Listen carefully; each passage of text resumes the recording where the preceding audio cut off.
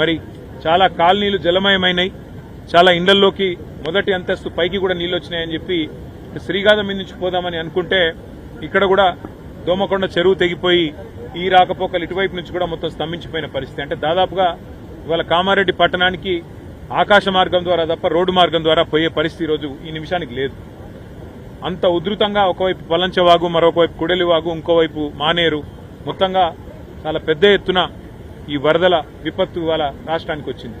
ఇంకా రాబోయే 4 రోజుల పాటు వర్షాలు విస్తారంగా కురుస్తాయని చెప్పి కూడా వాతావరణ శాఖ చెప్తా ఉంది.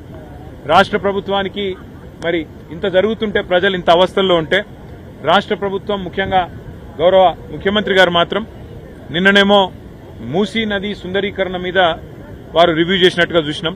ఇవాళనేమో రాష్ట్రానికి ఒలింపిక్స్ ఎట్లా తేవాలని చెప్పి రివ్యూ చేస్తున్నట్టుగా ఇప్పుడే నేను టీవీలో చూసిన. పరిస్థితి ఎట్లా ఉంది అంటే, రోమ్ నగరం తగలబడుతుంటే ఆ చక్రవర్తి ఎవరో ఒక ఆయన నీరో చక్రవర్తి అని ఫిడేలు వాయించుకుంటూ కూర్చున్నాడట. అట్లా రాష్ట్రం వరదల్లో ఉంటే మూసీ సుందరీకరణ ముఖ్యమా, లేకపోతే రాష్ట్రానికి ఒలింపిక్స్ అనే డిస్కషన్ ముఖ్యమా, లేకపోతే ప్రస్తుతం పంట నష్టం ఎంత జరిగింది, ఆస్తి నష్టం ఎంత జరిగింది, ప్రాణ నష్టం ఎంత జరిగింది, ఎంతమంది విపత్తుల్లో ఉన్నారు, ఇది చూసుడు ముఖ్యమా?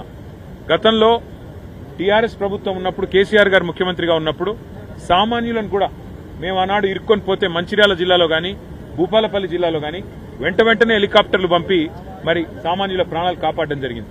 ఇవాళ మన హెలికాప్టర్లు, మన రాష్ట్రానికి సంబంధించిన హెలికాప్టర్లు బీహార్లో తిరుగుతున్నాయి, కాంగ్రెస్ పార్టీ ఎన్నికల ప్రచారంలో తిరుగుతున్నాయి, ఇంకెక్కడెక్కడో తిరుగుతున్నాయి తప్ప సామాన్యులకు మాత్రం అందుబాటులో లేదు.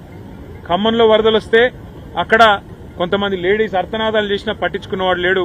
ఇదివరకు ఖమ్మంలో కూడా హెలికాప్టర్ పంపలేదు, 3 మంత్రులు ఉన్నా.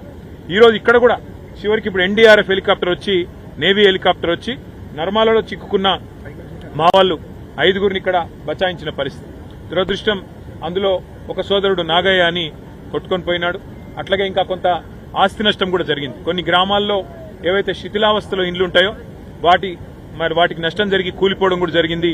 కొంత ఆస్తి నష్టం కూడా జరిగింది. కొంత ప్రాణ నష్టం, కొంత పంట నష్టం, కొంత ఆస్తి నష్టం, ఇవన్నీ జరిగినాయి. కాబట్టి రాష్ట్ర ప్రభుత్వం వెంటనే మేల్కొని, మరి ఇదివరకు మేల్కొని ఉండి కొద్దిగా అప్రమత్తంగా ఉంటే ఇంత అవస్థ కాకపోతుండే. కానీ ఎవరు పట్టించుకోలేదు, ముందస్తు ప్రణాళిక లేదు.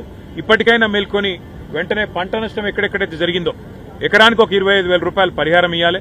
ప్రాణ నష్టం ఎక్కడైతే జరిగిందో ఇవాళ మరి నాగయ్య గారు ఇంకా కొట్టుకొని పోయినారు, 12 గంటలు దాటిపోయింది, ఇంతవరకు ఆచూకీ లేదు. దొరికితే ఒకవేళ ప్రాణాలతో దొరికితే సంతోషం. కానీ ఇంకెక్కడైనా ప్రాణ నష్టం జరిగితే కూడా, మెదక్లో కూడా ప్రాణ నష్టం జరిగిందని వింటున్నాం. ఒక్కొక్క కుటుంబానికి 25 లక్షల రూపాయల చొప్పున నష్టపరిహారం ఇవ్వాలి.